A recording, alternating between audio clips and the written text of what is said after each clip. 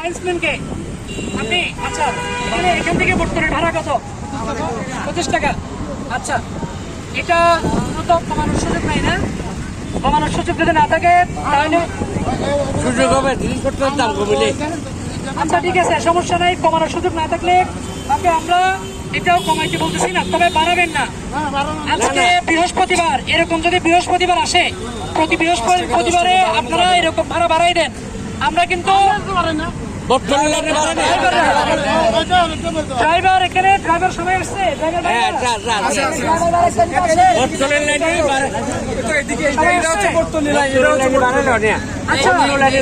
আমি যেটা বলতেছি, আচ্ছা শুনেন, আমরা আপনাদের আনোয়ারের সন্তান, আপনারাই আমাদের বাপ ভাই।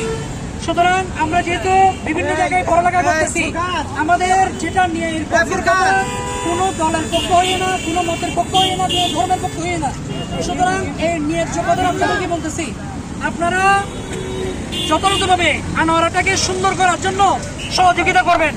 আপনারা ভাড়াটা 25 টাকা বলতেছেন, 25 টাকা থেকে কমাইতে বলতেছে না কেউ, কিন্তু একদিনের জন্য 25 টাকার চেয়ে বাড়াবেন না। আপনারা যদি 25 টাকা থেকে বাড়ান, এমন কোন রিপোর্ট পাওয়া যায়, এটা রাতের বেলা হোক, এটা বৃহস্পতিবার হোক, কোনো সময়, তাহলে সেটা আমরা প্রশাসনকে নিয়ে ব্যবস্থা নিব। এটা প্রশাসনের সাথে সমন্বয় করে আমরা আসছি। এটা আপনাদের ভালো চেয়ে বলতেছি।